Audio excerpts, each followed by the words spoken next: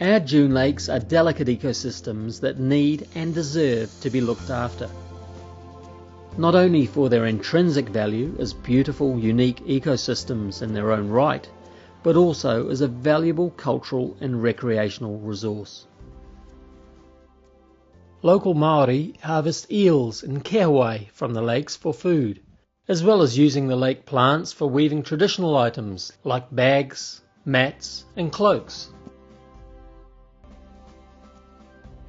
Many of Northland's dune lakes are also popular for swimming in the summer months, as well as picnicking, camping and a variety of water sports. Some, like the Kaiwi lakes, are stocked with trout for recreational fishing, and these larger lakes are an important tourism destination for the region. In other parts of the world, dune lakes are treasured and given high levels of protection, with visitor numbers controlled to minimise impacts. In the case of the dune lakes on Fraser Island, they have even been granted World Heritage status. Wade Doak is one of New Zealand's leading environmentalists. All over the world, dune lakes are highly regarded. They're local treasures. Here in New Zealand, we've got probably the best place in the world for dune lakes. And we don't give a damn about them for the most part. So just how are these precious dune lakes under threat, and what can we do about it? First and foremost is the same nutrient problem facing most of New Zealand's waterways, that of nutrient enrichment, with the devastating effect it has on aquatic freshwater environments. It is hard for people to understand how nutrients can be a bad thing, but once nutrients get into a lake, whether from agricultural runoff, stormwater or leaky septic tanks, it is nearly impossible to clean them up. Excess nutrients cause algal blooms, which in turn deplete oxygen levels in the lake, killing nearly all life, both plant and animal, and usually leaving the water toxic and green. Land conversion to intensive farming, especially dairying, and the extensive drainage activity associated with that conversion has had a massive impact on New Zealand's wetland areas and small lakes. Particularly in Northland, where less than 5% of original wetland habitat now remains. As well as diverting precious water away from the small and vulnerable dune lakes, the damage caused by machinery in these areas is devastating. The recent drive to harvest ancient swamp kauri from Northland's wetlands has contributed to this degradation, as harvesting often involves draining and digging up large areas of peatland, potentially releasing tannins into any surrounding water bodies.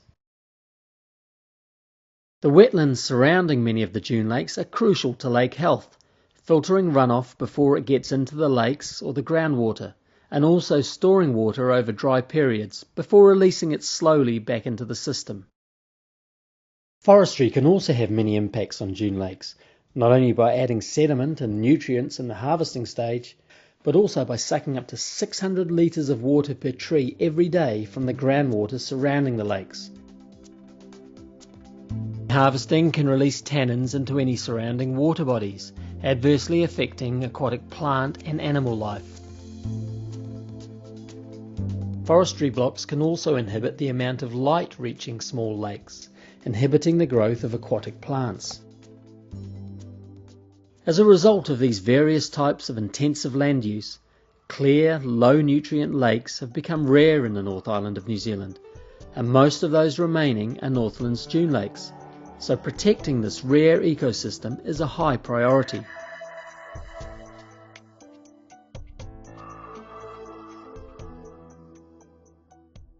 Another big risk to lake health is the invasion of exotic water weeds, something that has already impacted the majority of New Zealand's lakes. These fast-growing introduced water plants spread rapidly to occupy vast areas of lakebed, smothering native plant communities and destroying the delicate balance of plant and animal life in our lakes. Most of the worst invasive lake weeds don't actually produce seeds, but are still spread rapidly solely by human activity, transported from one lake to another on boats, trailers, fishing nets, waders and even diggers that have not been properly cleaned. One of the main ways pest weeds are spread from lake to lake, though, is by eel fishermen not thoroughly washing all scraps of weeds off their fyke nets. The effect of this carelessness is devastating, and in a very short space of time. Pest fish are another major threat to dune lakes, as once established they cause a surprising amount of damage by browsing on submerged plants, digging up the bottom sediment, and attacking native fish species, or outcompeting them for food and space. In fact, the grayling is now extinct, and some of our native galaxid species, like the Dune galaxid and dwarf inanga, are in steady decline. Despite its small size, the tiny and fast-breeding gambusia, or mosquito fish, is one of the most widespread pest fish in the Northland dune lakes.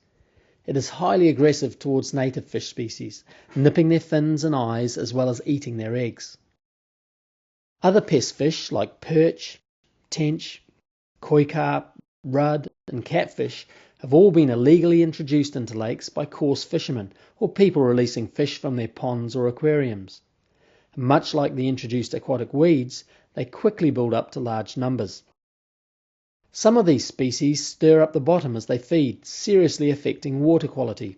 Even the trout introduced into the Kaiwi dune lakes for recreational fishermen have had significant impact on the native lake communities, preying on native fish and invertebrates like the freshwater crayfish, which would normally only be preyed on by eels. So what is being done to address these threats to our dune lakes, and what more can we all do?